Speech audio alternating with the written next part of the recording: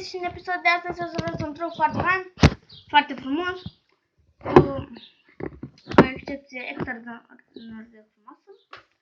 Cum vedeți, am un zar, pun în palmă, îl pun aici în palmă, îl așez bine, precum vedeți aici, îl iau, dacă aveam eu ceva aici, cădea, da? Acum n-am nimic, aici este zarul, da? Închidem pumnul, îl bag înapoi aici, că l-am băgat înapoi, da? Îl iau din nou, n-am nimic, închid pumnul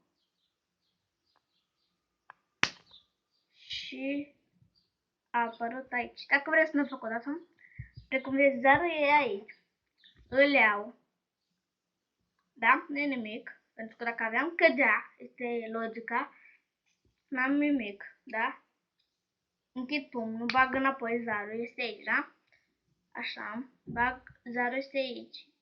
Îl iau din nou, dacă aveam ceva cădea, închid pumnul, fac o dată așa și a apărut aici.